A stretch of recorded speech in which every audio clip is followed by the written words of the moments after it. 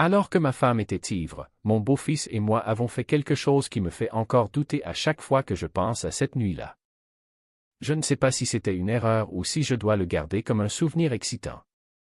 Laisse-moi te raconter comment tout a commencé. La soirée a commencé comme tant d'autres dans notre maison, un bourdonnement tranquille de normalité, interrompu seulement par le bruit occasionnel d'un verre qui s'entrechoque ou le léger ronronnement de la télévision en arrière-plan.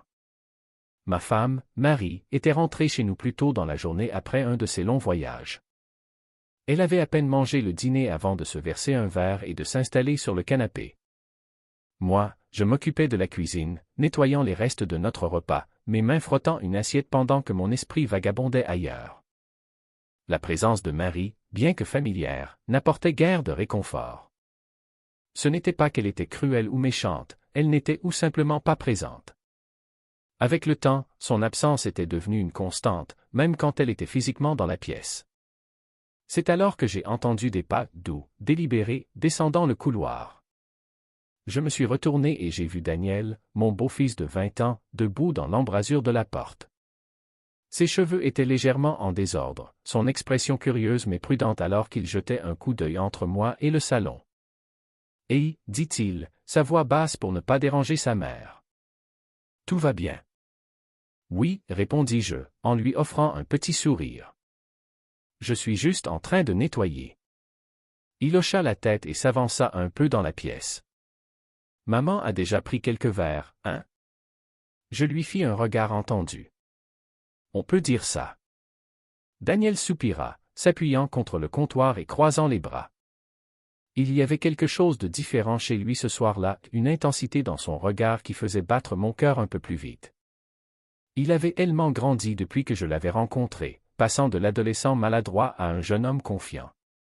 C'était une transformation que je ne pouvais pas m'empêcher de remarquer, même si j'essayais de ne pas m'attarder dessus. « Tu restes tard ce soir ?» demanda-t-il, brisant le silence. « Je ne sais pas » répondis-je en haussant les épaules. « Peut-être que tu devrais te reposer » dit-il, d'un ton réfléchi. « Tu fais tout ici pendant que maman. Tu sais. » Je rigolai doucement, appréciant sa prévenance. « Ça va, Daniel, vraiment. » Il me lança un regard qui disait qu'il ne me croyait pas entièrement, mais choisit de ne pas insister. À la place, il se dirigea vers un verre d'eau. La petite cuisine semblait soudainement un peu trop petite pour nous deux. La voix de Marie interrompit ce moment de calme, traînante et forte, venant de l'autre pièce. « Franck, pourrais-tu m'apporter un autre verre? » Daniel se tendit, sa mâchoire se serrant en jetant un coup d'œil vers le salon. Je posai ma main sur son bras, une assurance silencieuse que tout allait bien. « Je vais m'en occuper » dis-je doucement. Il hocha la tête, ses yeux s'attardant sur les miens un peu plus longtemps qu'il n'était nécessaire avant de s'écarter pour me laisser passer. Je pris un verre, le remplis du whisky préféré de Marie et me dirigeai vers elle, le posant sur la table de chevet avec un sourire de routine. « Merci, chérie, dit-elle, déjà absorbée par l'écran. Je retournai à la cuisine, trouvant Daniel toujours là, sa posture plus détendue maintenant. « Elle devrait probablement s'endormir bientôt, dis-je, tentant de détendre l'atmosphère. « Oui, dit Daniel en souriant. « On espère. » Nous partagions un rire tranquille, la tension se relâchant légèrement. Mais, alors que le silence retombait, je sentis son regard sur moi, constant et inébranlable. Ce n'était pas le regard habituel d'un beau-fils vers son beau-père, c'était autre chose. Mon souffle se coupa, mon pouls s'accéléra tandis que je tournais la tête pour croiser son regard. « Franck » commença-t-il, mais ce qu'il allait dire fut interrompu par le bruit des ronflements de Marie venant du salon. Nous nous figeâmes, écoutant un instant pour confirmer qu'elle était bien endormie. Daniel expira, secouant la tête avec un petit rire. « Ça n'a pas pris longtemps. »« Non, ça n'a pas pris longtemps, » dis-je, d'une voix plus basse. La pièce semblait soudain différente, le silence entre nous lourd de mots non dits. Je m'occupais à réarranger un torchon, mais je sentais la présence de Daniel derrière moi, solide et stable. « Tu n'as pas à tout faire tout seul, tu sais, » dit-il doucement. Je me retournai pour le regarder, mon sourcil se fronçant légèrement. « Qu'est-ce que tu veux dire? »« Tu t'occupes de tout, de la maison, de moi, mais qui prend soin de toi? » La question resta suspendue dans l'air, lourde et poignante. J'ouvris la bouche pour répondre, mais je n'avais pas de réponse. Personne n'en avait vraiment. Le travail de Marie la faisait partir si souvent que je m'étais habitué à me débrouiller seul, comptant sur ma propre force pour traverser les nuits solitaires. Je me débrouille, dis-je enfin, bien que les mots sonnaient vides. Daniel fit un pas vers moi, son expression sincère. Tu ne devrais pas. Tu mérites mieux que ça. Je levai les yeux vers lui, surpris par l'intensité de sa voix. Il y avait quelque chose dans ses yeux, une chaleur, une détermination, qui fit se serrer ma poitrine. Daniel, commençai-je, mais les mots se figèrent sur mes lèvres. Avant que je ne puisse dire quoi que ce soit d'autre, il tendit la main, effleurant la mienne.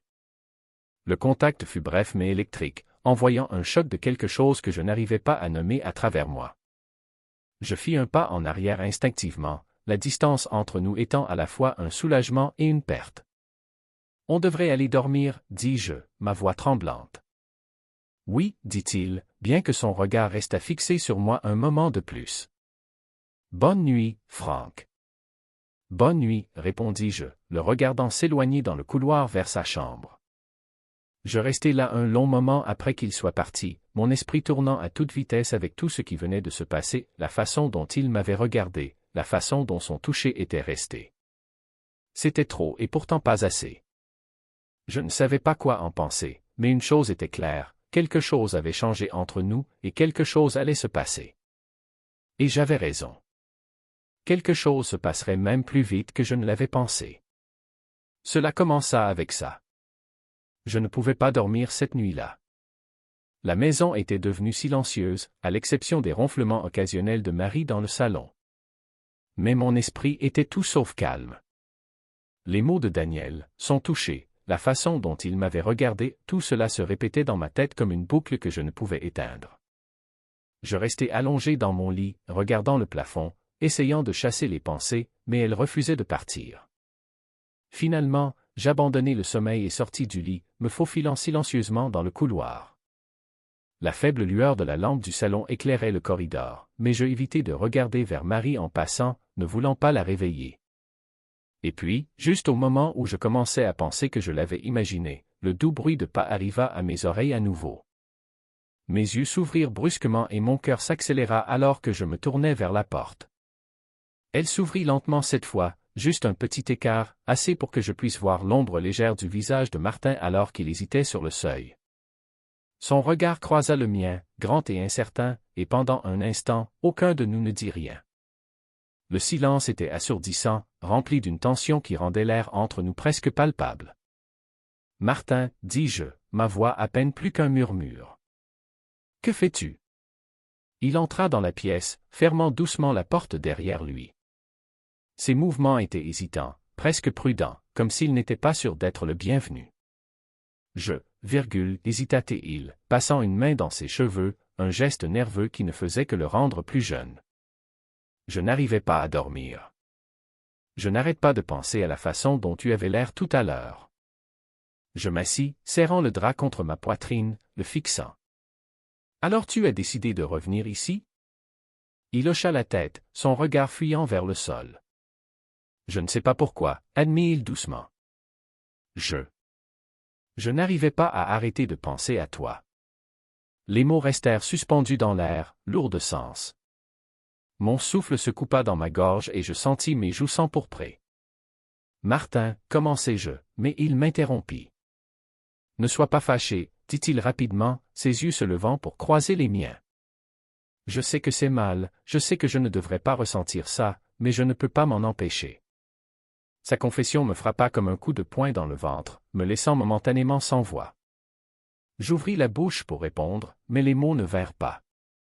Mon esprit tournait, pris entre l'incrédulité et quelque chose de bien plus dangereux, un frémissement de curiosité, un chuchotement de tentation que je ne voulais pas admettre. Martin, dis-je à nouveau, ma voix plus assurée cette fois. Tu es mon beau-fils, ça. Ça ne peut pas arriver. Je sais, dit-il, sa voix brisée légèrement. Je sais que c'est mal, mais j'ai essayé de l'ignorer. J'ai essayé de faire comme si ça n'existait pas, mais c'est là. Et quand je t'ai vu ce soir? Il s'arrêta, ses joues rougissant alors qu'il détournait les yeux. Je déglutis difficilement, ma prise sur le drap se resserrant alors que j'essayais de comprendre ses mots. « Tu n'aurais pas dû entrer ici, dis-je enfin, bien que ma voix manquât de la conviction que je voulais lui donner. Tu devrais retourner dans ta chambre. » Je ne peux pas, dit-il, son regard se fixant de nouveau sur le mien. Je ne veux pas. L'honnêteté brute de sa voix me prit de court, et je sentis ma résolution vaciller. Il fit un pas en avant, son mouvement lent et délibéré, comme s'il me donnait la chance de l'arrêter, mais je ne le fais pas. Je ne pouvais pas. Mon corps semblait figé, pris dans un étrange entre-deux entre le non et le désir. « Martin, dis-je doucement, ma voix tremblante. Ce n'est pas bien. » « Je sais, dit-il encore, sa voix à peine plus qu'un murmure alors qu'il réduisait la distance entre nous. Mais ça ne me semble pas mal.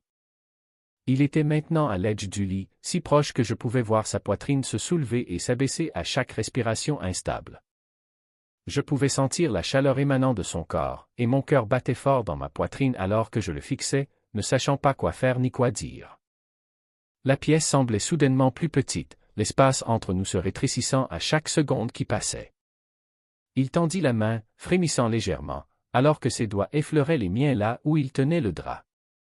Le contact envoya un choc à travers moi, et je soupirai doucement, mes yeux se levant rapidement pour croiser les siens.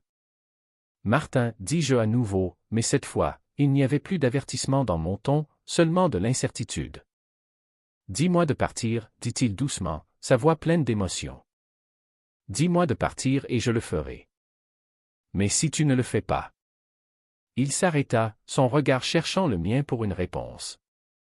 J'ouvris la bouche, les mots se formant sur mes lèvres, mais ils ne vinrent pas. Au lieu de cela, je me retrouvai à le fixer, pris dans l'intensité de son regard, la vulnérabilité de son expression. Mon cœur battait la chamade, mes pensées tourbillonnant dans un tourbillon chaotique alors que j'essayais de comprendre ce qui était en train de se passer.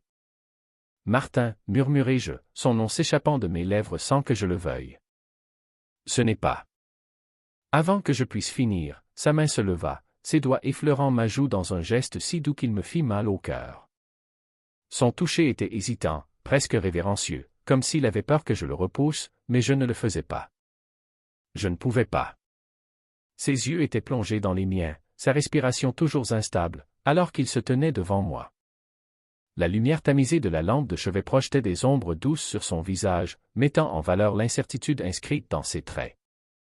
Sa main resta près de mon visage, hésitant, avant qu'il ne caresse doucement ma joue, son pouce effleurant ma peau d'une manière qui me fit frissonner. « Je ne peux pas arrêter de penser à ça, murmura-t-il, sa voix à peine audible, mais remplie d'émotion. « À toi. » Ces mots restèrent suspendus dans l'air, lourds de signification. Ma poitrine se serra, et je ressentis un tourbillon d'émotions que je ne pouvais pas nommer, culpabilité, désir, incrédulité. Tout se mélangeait en moi d'une manière qui me laissait sans souffle. « Martin, murmurai-je. » Il interrompit, sa voix basse mais ferme. « Si tu veux que je parte, dis-le. Et je partirai. Mais si tu ne veux pas, si tu veux que je reste. » Sa voix se perdit, laissant le reste de la phrase non prononcée, mais l'intensité dans ses yeux était claire. Le regard disait tout. J'ai avalé difficilement, ma gorge sèche, tandis que je luttais pour trouver les bons mots. La partie logique de moi criait d'arrêter, de l'envoyer loin avant que cela n'aille trop loin, mais la douleur dans ma poitrine, l'attraction magnétique qui me retenait en place, m'empêchait de prononcer ces mots. Au lieu de cela, je me suis retrouvé à tendre la main, tremblante légèrement, lorsque mes doigts effleurèrent les siens. Le petit geste semblait être la seule confirmation dont il avait besoin. Sa main glissa lentement sur ma taille, son toucher hésitant mais stable, alors qu'il me rapprochait. La chaleur de son corps contre le mien me fit frissonner, et je sentis ma détermination se dissiper de plus en plus à chaque seconde qui passait. « Je ne veux pas que tu partes, avouai-je, ma voix à peine un murmure. Mais je ne sais pas ce que cela signifie. » Ses lèvres se tordirent en un petit sourire presque triste, et il hocha la tête comme s'il comprenait mon tourment. « Peut-être qu'on n'a pas besoin de tout comprendre maintenant, dit-il doucement. Peut-être qu'on laisse juste les choses être ce qu'elles sont. » Ces mots firent naître quelque chose en moi, une lueur d'espoir, de possibilité. Avant que je ne puisse remettre en question ma décision, je réduisis la distance entre nous, mes lèvres trouvant les siennes dans un baiser hésitant au début, puis plus profond, alors que la tension entre nous s'enflammait comme une étincelle qui prend feu. Ses mains saisirent ma taille plus fermement, ses doigts appuyant contre ma peau, alors qu'il me rapprochait encore. Le baiser était intense, rempli d'une passion qui me laissait étourdi, m'accrochant à lui pour me soutenir. C'était comme si le monde avait fondu, ne laissant que nous deux dans cet instant volé, à la fois impossible et inévitable. Nous nous séparâmes brièvement, nos fronts se touchant alors que nous reprenions notre souffle. Sa main glissa dans mon dos, me maintenant stable alors qu'il plongeait son regard dans le mien. « Tu es incroyable », murmura-t-il, sa voix chargée d'émotion. « J'espère que tu sais ça. » Je ne savais pas comment répondre, alors je posai mes lèvres sur les siennes à nouveau, laissant le baiser parler pour moi. Cette fois, il était plus lent, plus délibéré, comme si nous savourions le moment, enregistrant chaque détail dans nos mémoires. Le temps sembla se brouiller alors que nous restions ainsi, le reste du monde oublié, nous perdant l'un dans l'autre. Son toucher était doux mais insistant, ses baisers laissant des traces de chaleur là où il se posait. La pièce paraissait plus petite, plus intime, la douce lueur de la lampe projetant une teinte dorée sur tout. « Je ne veux pas que ça se termine », murmura-t-il contre mes lèvres, ses mains toujours posées sur ma taille, alors qu'il se reculait juste assez pour me regarder. « Alors ne le laisse pas, » répondis-je, ma voix tremblante, mêlée de peur et de désir. « Reste. » Ses lèvres se courbèrent en un sourire doux, et il hocha la tête, ses mains glissant vers mon visage pour le soutenir. « Je resterai, » dit-il tranquillement, son regard fixant le mien avec une vulnérabilité qui me fit mal au cœur.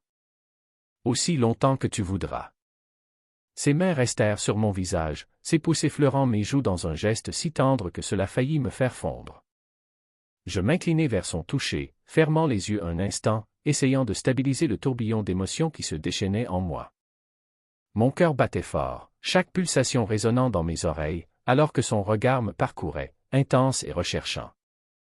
J'avais l'impression d'être sur le bord d'un précipice, le poids de l'instant m'écrasant, mais au lieu de peur, ce que je ressentais était une étrange forme d'exaltation. Lorsqu'ouvris les yeux, les siens étaient toujours fixés sur les miens, remplis de désir et d'hésitation. « Ça va ?» demanda-t-il doucement, sa voix si basse que c'était presque un chuchotement. « On dirait que tu es perdu dans tes pensées. » Je hochai la tête, bien que je sentais le tremblement dans mes mouvements. « Ça va, » répondis-je, ma voix se stabilisant alors que je parlais. « C'est juste que ça ressemble à quelque chose que je ne devrais pas vouloir, mais je le veux. Je veux ça. » Ses lèvres s'écartèrent légèrement lorsqu'il souffla, la tension dans ses épaules se relâchant à mes mots. « Tu n'as aucune idée de combien j'ai voulu entendre ça, » avoua-t-il, sa main glissant de mon visage pour se poser légèrement sur ma taille. J'ai tellement essayé de retenir, de me convaincre que je ne devrais pas ressentir ça, mais je ne peux pas m'en empêcher. Être près de toi, c'est comme si rien d'autre n'avait d'importance. Sa confession me fit frémir et, avant que je ne puisse remettre en question ma décision, je me penchai en avant, capturant ses lèvres dans un autre baiser. Cette fois, il était plus profond, plus avide, alimenté par des semaines, des mois de tension inexprimée, enfin brisée. Ses mains se resserrèrent sur ma taille, me tirant plus près jusqu'à ce qu'il n'y ait plus d'espace entre nous. Je pouvais sentir la chaleur émanant de lui, la force de ses bras me maintenant, me stabilisant dans l'instant. Le baiser sembla durer une éternité, chaque mouvement de ses lèvres contre les miennes me laissant essoufflé, désirant plus. Lorsqu'enfin nous nous séparâmes, tous les deux haletants, nos fronts se touchant alors que nous essayions de reprendre notre souffle. « Je ne veux pas m'arrêter, » murmurai-je, ma voix à peine audible, mais remplie de conviction. « Pas maintenant, » dit-il, ses yeux cherchant les miens, comme s'il cherchait le moindre doute. Lorsqu'il n'en trouva aucun, il hocha la tête, ses mains glissant dans mon dos alors qu'il s'inclinait de nouveau. Cette fois, ses baisers ne se limitaient pas à mes lèvres. Ils traçaient le long de ma mâchoire, descendaient sur mon cou, chaque baiser allumant un feu qui se propageait en moi, me laissant tremblante sous son toucher. J'ai soufflé son nom, qui s'échappa de mes lèvres comme une supplique. Il s'arrêta, ses lèvres flottant juste au-dessus de ma clavicule tandis qu'il me regardait, son regard interrogateur. « Est-ce que c'est trop ?» demanda-t-il, sa voix basse mais teintée d'inquiétude. « Je ne veux pas te submerger. » Je secouai la tête rapidement, mes mains s'agrippant à ses bras comme pour le garder près de moi. Non, dis-je fermement. Ce n'est pas trop. Je le veux. Je te veux. Son expression s'adoucit et je vis le soulagement dans ses yeux alors qu'il hochait la tête, ses mains reprenant leur exploration douce de mon dos. Il me guida vers le lit, ses mouvements prudents, presque révérencieux, comme s'il avait peur de briser le moment.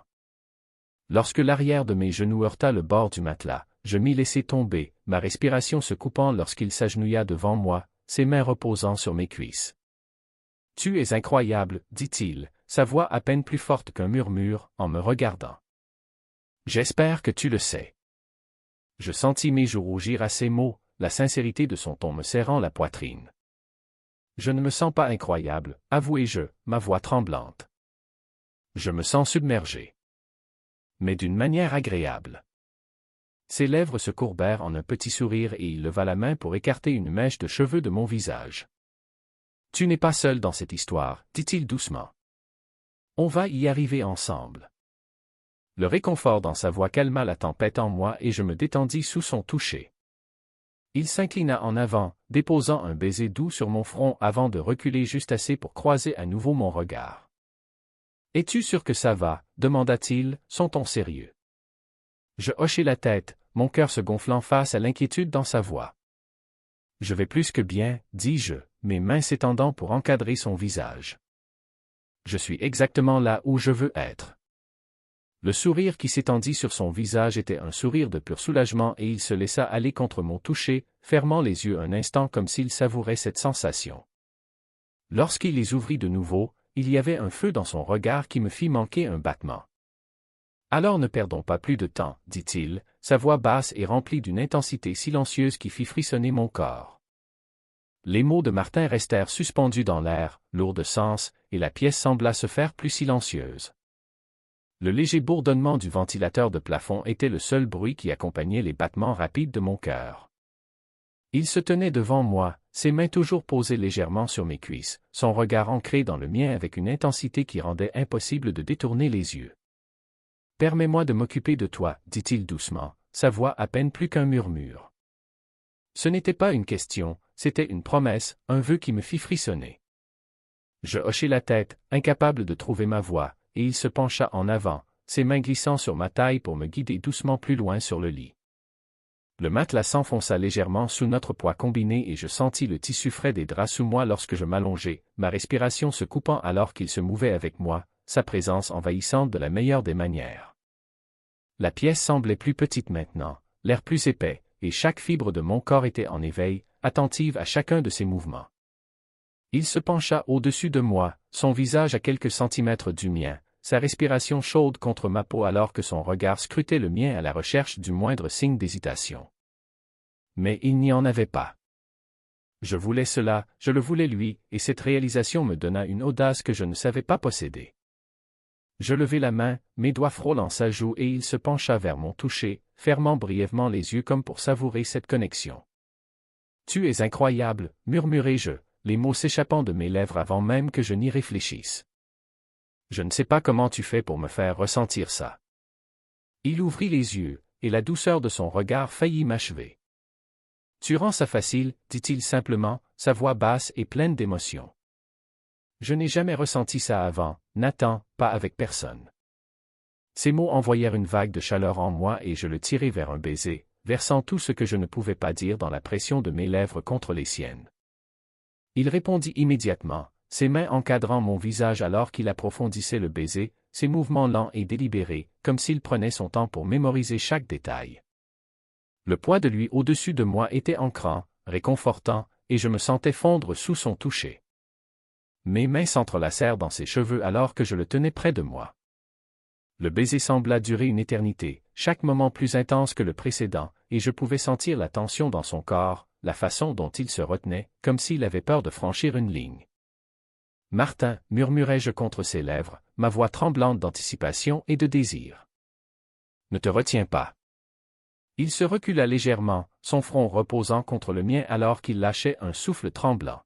« Je ne veux pas te précipiter, dit-il, sa voix remplie à la fois de désir et de retenue. Je veux que ce soit parfait pour toi. » C'est déjà parfait, répondis-je, ma main glissant sur ses épaules. Tu n'as pas à avoir peur, je te fais confiance. Quelque chose dans mes mots sembla déverrouiller quelque chose en lui et il m'embrassa à nouveau, cette fois avec une passion qui me coupa le souffle. Ses mains parcouraient mon corps, son toucher ferme mais doux, et je me laissais emporter. Sinking deeper into the moment, letting go of everything except the way it made me feel, time seemed to lose all meaning a wasted like that, caught in a whirlwind of emotion and sensation that left me dizzy. Every touch, every kiss felt like a revelation, and I couldn't get enough of him, the way he looked at me, the way he made me feel like he was the only person in the world who mattered. And eventually, we went furte. Actually, he turned me around, and yeah, it was just amazing, really amazing. I can't really describe it, honestly. When we both had finished, he immediately asked, "Are you okay?" But he did not respond. He was so shocked by what had just happened, but not in a bad way. "Are you okay?" he asked again, his voice soft as he pulled back just enough to meet my gaze. He nodded, my chest tightening at the concern in his eyes. "I'm perfect," he said, my voice steady despite the storm of emotion swirling inside me, "because I'm with you." His expression softened, and he pressed a gentle kiss to my forehead before pulling me into his arms, holding me close. We lay there together, the warmth of his embrace, the steady rhythm of his breathing, the way his hand struck a soothing circle on my back, it all felt so right, so natural, like we were exactly where we were meant to be. "I don't want this to end," he admitted, my voice barely above a whisper. "Not ever." "It doesn't have to," he said, his word qui est promise d'être sans achiver trugme. We will figure it out together. And I lay in his arms, the coolness of the sheets beneath us contrasting with the warmth radiating between us, he couldn't help but wonder what would come next. There were no clock in this room. Time felt suspended, but the world outside had not stopped, no matter how much he wished it had. Because in that moment, nothing else mattered, no past, no future, only us. He shifted slightly, his hand brushing lightly along my arm, as if reassuring himself that he was still there. "Nathan," he said softly, the hesitation in his voice a sharp contrast to the confidence he usually carried. He meant what he said. This doesn't have to end. But his voice trailed off, and he felt his grip tighten ever so slightly, a tug afraid he might slip away if he let go. "But what?" he asked, turning to face him fully. The vulnerability in his eyes mirrored my own, and it struck me that this moment was just as unfamiliar for him as it was for me. "But we have to be careful," he said, his voice tinged with regret. "I know this feels perfect, because it is, but the world outside this room doesn't see things the way we do. They won't understand." He nodded, took the weight of his word pressed heavily on my chest. He was right, of course, but the thought of hiding us felt like a betrayal of everything we had just shared. "I don't want to lose this," he admitted, my voice barely above a whisper. "I don't want to lose you." "You won't," he said firmly, his hand moving to cup my cheek as he looked into my eyes. "I promise you, Nathan, I'm not going anywhere. But we have to be smart. We have to protect what we have." He swallowed hard, trying to keep the emotion from spilling over. "Okay," he said, my voice trembling slightly. "I trust you." The relief in his expression was immediate, and he pulled me closer, his arms wrapping around me in a protective embrace. "Thank you," he murmured, pressing a kiss to my temple. "For trusting me." For a while, we just lay there in silence, the steady rhythm of his breathing grounding me as he tried to process everything. He knew he was right, we couldn't ignore the reality of our situation, but that didn't make it any easier to accept. "What happened now?" he asked finally, my voice breaking the stillness. Martin sighed, his hand brushing gently through my hair. We take it one step at a time, he said. We don't have to have all the answers right now. We just need to be honest with ourselves and with each other. He nodded, the simplicity of his word offering a strange sense of comfort. I can't do that, he said, my resolve strengthening with each passing moment. Allons I have you. You always will, he said, his voice steady and sure. The room seemed to grow quiet, the hum of a ceiling fan fading into the background as we held each other. The weight of a world outside temporarily forgotten, in that moment, it felt like we were the only two people who existed. Tout seul bound by a connection d'aide de fille logique and reason. And yet, the faintest sound, a creak of a floorboard just outside the door, brought reality crashing back in. We both froze, hors gaz. Le bruit de la porte se fermant résonna faiblement dans le silence, faisant battre mon cœur plus vite. L'intimité du moment fut remplacée par une tension soudaine et tranchante qui me coupa le souffle. « Tu as entendu ça » murmurai-je, ma voix à peine audible. Martin hocha la tête, son expression instantanément alertée. Il se redressa lentement, ses mouvements prudents et délibérés, écoutant attentivement. « Reste ici » dit-il doucement, sa voix basse et autoritaire. « Je vais vérifier. » « Non, » répondis-je, en lui attrapant le bras avant qu'il ne bouge. « Ne pars pas, et si ?» Mais avant que je puisse finir ma phrase, la porte craqua, s'ouvrant juste assez pour qu'une fente de lumière provenant du couloir éclaire la pièce. Mon cœur s'arrêta quand une silhouette familière apparut. Mon beau-fils. Son visage exprimait un mélange de choc et de quelque chose que je n'arrivais pas à identifier. Rob, soufflai-je, ma voix tremblante alors que je m'efforçais de m'asseoir, le poids de la situation m'écrasant. Il ne dit rien au début, son regard passant entre moi et Martin, qui s'était tourné pour le regarder, l'expression impassible. Le silence s'étira, lourd et suffocant, jusqu'à ce que Rob prenne enfin la parole, sa voix basse et hésitante. Je ne voulais pas. Je ne savais pas. Martin se leva, sa présence imposante alors qu'il se plaçait entre nous et Rob. Son ton était calme mais ferme. Rob, parlons de ça. Le regard de Rob resta fixé sur moi un instant de plus, la confusion évidente, avant qu'il ne hoche la tête à contre-cœur et ne recule dans le couloir. Martin me jeta un coup d'œil, son expression s'adoucissant lorsqu'il me fit un signe rassurant. « Reste ici » dit-il doucement. « Je vais m'en occuper. » Je le regardai suivre Rob hors de la pièce, la porte se fermant derrière eux avec un léger clic. Le silence qui suivit était assourdissant, et je restai là, sur le bord du lit, mon cœur battant la chamade, alors que je rejouais la scène encore et encore dans ma tête. Qu'avait-il vu? Qu'en pensait-il? Les questions tourbillonnaient dans ma tête, chacune plus terrifiante que la précédente. Mais tandis que j'attendais, les murmures de voix dans le couloir parvinrent à mes oreilles, et je m'accrochai à l'espoir que Martin trouverait une manière de réparer les choses, car peu importe ce qui arriverait, je savais une chose avec certitude, je ne pouvais pas le perdre. Les jours qui suivirent furent un tourbillon d'émotions, de secrets et d'interactions tendues. Le poids de ce qui s'était passé cette nuit-là persistait dans l'air, impossible à ignorer mais tout aussi difficile à aborder. J'essayais de poursuivre ma routine quotidienne comme si rien n'avait changé, mais la tension dans la maison était palpable. Rob m'évitait à chaque instant. Il quittait la pièce dès que j'y entrais, marmonnant une excuse rapide pour s'échapper. La dynamique décontractée que nous partagions auparavant avait disparu, remplacée par un silence tendu que ni lui ni moi ne savions comment briser. Chaque fois que nos regards se croisaient, je voyais la confusion et la déception dans ses yeux, et cela me nouait l'estomac. Martin aussi était plus distant que d'habitude, bien qu'il prenne soin de ne pas le montrer quand nous étions seuls.